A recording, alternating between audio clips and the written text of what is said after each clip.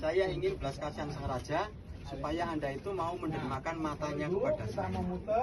Jadi Raja Sibili dites, diminta matanya oleh jiwa yang bermanusia. Raja Sibili karena memang dermawan, dia ketika diminta dia tetap dengan ikhlas memberikan matanya satu. Ketika dia memberikan matanya satu, dewa yang berwujud manusia ini tetap menginginkan kedua matanya sang raja. Akhirnya sang raja pun memberikan kedua matanya. Setelah diberikan, raja ini tidak punya mata, dia buta. Tapi dia percaya apa yang dilakukan dengan kebaikan, nanti dia akan mendapatkan kebaikan, balasan baik. Jadi raja ini, Raja Sibili ini, dia mendermakan kedua matanya, tapi dia tetap dengan ikhlas tanpa pamrih, karena dia percaya ada karma baik. Kemudian karena raja ini memang benar-benar tulus, dewa ini turun ke bumi lagi, dia memulihkan penglihatannya lagi. Kalau kita lihat relief di berikutnya yang di sini ini, raja yang di situ itu dalam kondisi buta, di sini sudah normal lagi atau bisa melihat lagi. Di sini ini sang raja memberikan pengajaran kepada masyarakat atau orang-orangnya untuk supaya jangan takut berbuat kebaikan, terutama dalam hal berderma. Pasti ada balasan yang baik.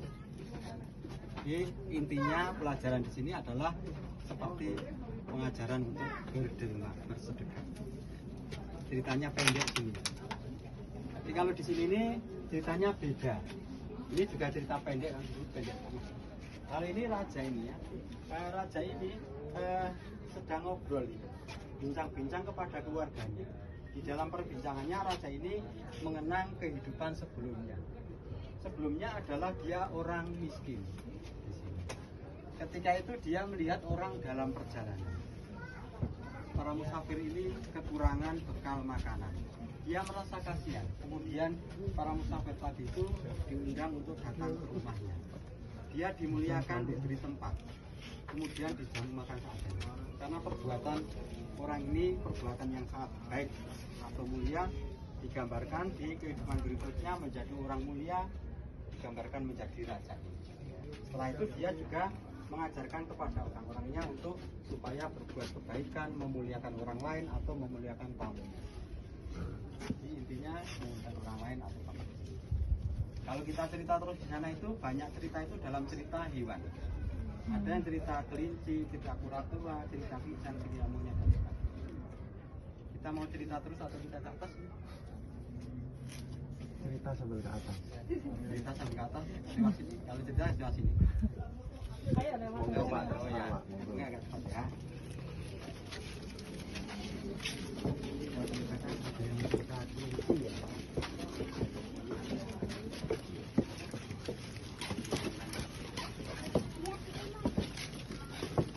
Ini ada cerita kelinci di Borobudur ya. Di Borobudur ini ada ceritanya si kelinci. Jadi kelinci Jawa itu aslinya menurut para ahli itu telinganya tidak panjang, telinganya agak begini. Jadi ini bodhisatwa ketika turun ke bumi menjadi kelinci. Kelinci itu hidup di hutan, ya di hutan banyak hewan-hewan, ya, seperti ada berang-berang, ada monyet, ada singa.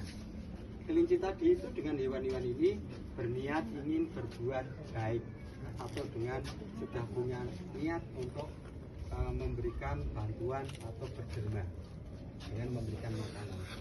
Karena sudah mempunyai keinginan yang baik itu didengar oleh dewa ini. Kemudian dewa turun ke bumi. Dia ingin mengetes hewan-hewan tadi yang sudah punya niat yang baik. Dia ini ketika turun ke bumi menyamar menjadi pengemis atau orang yang kelaparan. Dia datang ke tempatnya berang-berang memakan ikan. Jadi berang-berang ini memberikan ikan. Dipilihkannya 7. 7 itu angka keuntungan. Kalau 7 itu Jawa itu pitu. Pitulungan pertolongan. Mengharapkan pertolongan. Kemudian ketika pengemis yang kelaparan ini minta makanan ke tempat monyet, monyet juga memberikan buah-buahan. Ada jambu atau apa ya, mangga. pisang. Kemudian kita lagi ke tempatnya singa ini, ya singa. Singa memberikan ini Kentucky atau daging lah. Tapi yang terakhir dia datang meminta makanan ke tempatnya kelinci. Tapi ternyata kelinci tidak punya makanan simpanan. Padahal dia sudah berjanji berbuat kebaikan. Kemudian kelinci tadi menyuruh membuatkan api unggun. Pengemis tadi di sini. Setelah api ini dibuat, kelinci tadi bilang kepada pengemis, saya akan memberikan daging saya. Saya akan melompat ke dalam api ini. Nanti setelah matang, silahkan Anda makan. Itu simbol pengorbanan kelinci yang besar dibandingkan hewan-hewan yang lain. Karena pengorbanan kelinci ini sangat besar, lebih tinggi dari yang lain. Kemudian kelinci tadi diambil oleh dewa, diletakkan di tempat yang tinggi, jadi ditaruh di bulan. Makanya di bulan ada kelinci. Nanti besok lihat ya kalau ada kelincinya. Ada sate kelinci.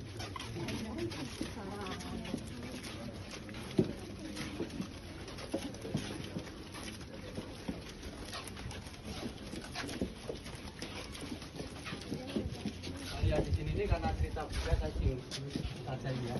Jadi ini yang calon ibunya Siddhartha Buddha itu adalah istri raja yang bernama Dewi Mahamaya, Dewi Maya. Ada yang namanya Mbak Maya? Jadi Dewi Maya itu istri raja Sudodana, raja di Nepal. Waktu itu dia sudah menikah begitu lama, belum punya anak. Kemudian dia berdoa terus. Setelah berdoa dia tidur. Ketika dia tidur dia mimpi. Di dalam mimpinya dia melihat seekor gajah putih di sini. Seekor gajah putih itu duduk di atas bunga lotus, tiba-tiba berubah jadi sinar masuk ke dalam rahimnya Dewi Maya. Ternyata setelah mimpi tersebut Dewi Maya hamil dan melahirkan anaknya, namanya Siddhartha, bukan melahirkan gajah.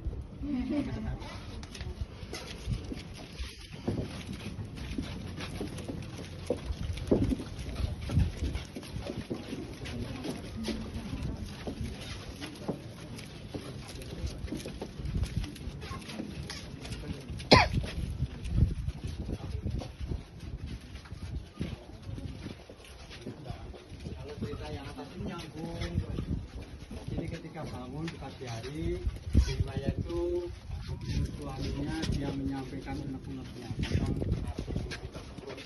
tapi sang raja tidak tahu. Kemudian sang raja memanggil peramal mimpi di sini.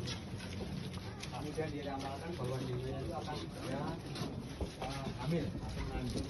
Dan ternyata setelah beberapa bulan kemudian ini ramalan menjadi nyata.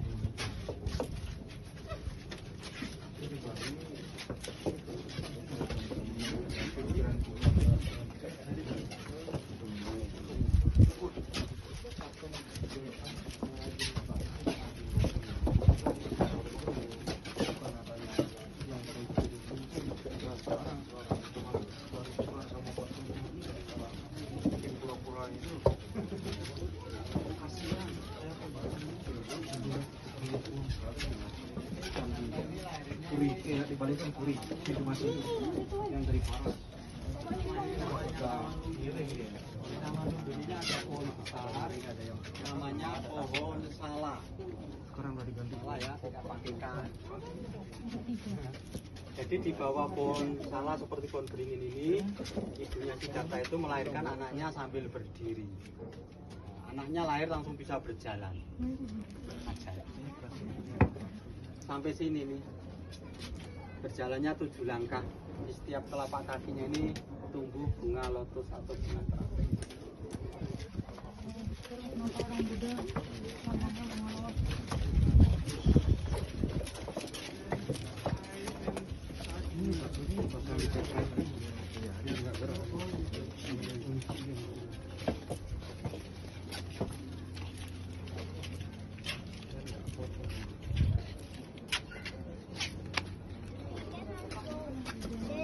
Yes.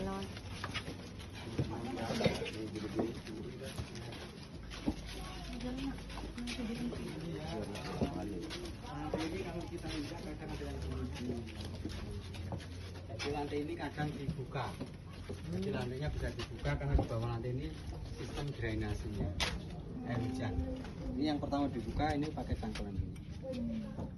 Jadi bisa dibuka, setelah ada lubangnya baru yang kanan kirinya itu bisa digeser, diangkat.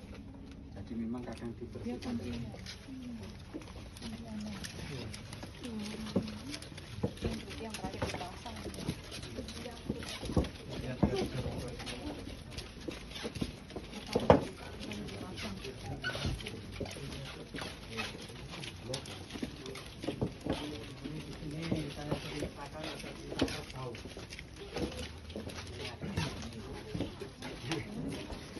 Ini di sini ada cerita kerbau ya, di sini ya.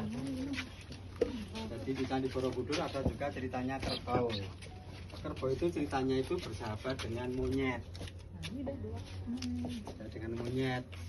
Ini kerbau itu kan binatangnya besar, tapi bodoh ya, mau diakali. Monyet itu binatangnya itu kecil, tapi licik, pinter. Ini bersahabat dengan kerbau. Pada suatu hari ini monyet datang menemui sahabatnya kerbau. Dia bilang kepada kerbau, tolong saya, karena saya sedang ditunggu, dikejar-kejar oleh raksasa yang mau makan saya. Nah, raksasa itu digambarkan sosoknya besar seperti ini. Sosoknya besar, mukanya serem, ya, rambutnya ular. Ini suka makan kanibal. Jadi ketika ketemu monyet sendirian di hutan, monyet ini mau dimakan. Tetapi ketika monyet tadi mau dimakan, dia berdalih, sebentar, kalau kamu mau makan saya, badan saya itu kecil kurus, kamu tidak akan kenyang. Kalau mau makan yang sampai kenyang, saya punya makanan, dia lebih besar dari saya. Yang dimaksud adalah kerbau. Ternyata dicurhati seperti itu, kerbau tidak marah, bahkan dia berjanji ingin membantu monyet karena monyet adalah sahabatnya. Kemudian kerbau itu bermaksud ingin mengorbankan dirinya untuk dimakan raksasa, ya, dibawa ke sini. Ya. Monyet tadi setelah sampai di depan raksasa bilang kepada ini raksasa, raksasa ini adalah kerbau teman saya, ini lebih besar dan sekarang ini adalah makanan kamu. Raksasa itu bilang, raksasa yang kemarin wajahnya itu serem, sekarang sudah berubah jadi ramah. Dia tersenyum kepada monyet. Monyet, ketika kamu kemarin itu pulang menemui sahabatnya kamu kerbau, saya diam-diam nguping dari kejauhan. Ternyata hati sahabat kamu kerbau itu hatinya baik. Dia mau merelakan dirinya untuk dikorbankan untuk temannya. Jadi itu yang menyadarkan saya bahwa selama ini saya telah berbuat jahat. Jadi mulai saat ini saya tidak ingin berbuat jahat lagi. Saya tidak akan makan kamu. Akhirnya si monyet sama si kerbau itu juga tidak dimakan. Di sini monyet ini berterima kasih kepada kerbau ini. Di sini. Kemudian si raksasa kalau di sini ini duduk ini ya, duduk bersimpuh di hadapan kerbau dengan sikap tangannya seperti ini, yaitu menghormati. Dia bilang kepada kerbau, kamu kerbau, meskipun kamu itu bodoh, tapi hati kamu itu kok baik ya. Itu yang menyadarkan saya bahwa saya selama ini telah berbuat jahat. Jadi mulai saat ini saya ingin berbuat baik dan saya juga hormat atau respect kepada kamu. Itu gambarannya bahwa kalau kita punya hati yang baik itu bisa menyadarkan orang yang jahat. Meskipun kadang ya itu tidak harus pintar. Jadi ini kerbau yang baik. Kalau ini ceritanya beda. Ini singa yang tidak tahu terima kasih. Ini dia sama dia. Jadi singa ini kan lambangnya raja hutan. Nah, jadi raja hutan bisa makan apa saja yang ada di hutan. Waktu itu singa ini punya makanan berupa kijang. Ketika kijang ini mau dimakan, singa tadi ternyata tidak bisa makan karena di tenggorokannya ada tulang kecil yang melintang. Jadi meskipun dia punya makanan, dia tidak bisa makan Bahkan dia ketika membuka mulutnya dia sakit. Pada saat itu dia melihat burung yang terbang di sini. Kemudian dia panggil burung itu, tolong saya burung, ya, karena saya itu tidak bisa makan. Di tenggorokan saya ada tulang kecil yang melintang. Saya merasakan kesakitan. Kalau tidak kamu tolong saya bisa mati. Kasihanlah saya. Kemudian burung ini merasa kasihan, dimintai tolong oleh singa. Dia kemudian terbang turun, ya, untuk mengambil tulang yang ada di tenggorokannya. Dia masuk ke mulutnya singa ini. Setelah diambil tulangnya, nah sekarang singa sudah sehat lagi. Dia lari, ya, tapi dia tidak mengatakan apa-apa, tidak mengatakan terima kasih. Kemudian di hari berikutnya ini ketemu lagi nih singa di sini.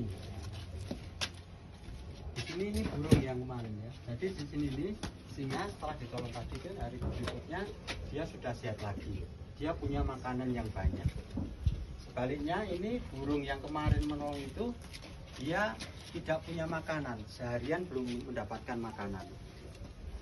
Dia memberanikan diri untuk berkata kepada singa, singa, kemarin kamu sudah saya tolong, kamu sekarang sudah sehat lagi dan sekarang kamu punya makanan yang banyak. Saya ini lapar, tidak punya makanan. Bolehkah saya meminta makanan kepada kamu? Ternyata jawabnya singa itu sangat ketus. Ya. Dia berkata kepada burung ini yang lemah ini, burung, kemarin kamu memang telah menolong saya, tetapi ketika kamu masuk ke mulut saya, tidak saya makan, itu harusnya kamu bersyukur. Itu kan gambaran ditolong kak tidak tahu terima kasih. Singa yang sangat rakus gitu ya.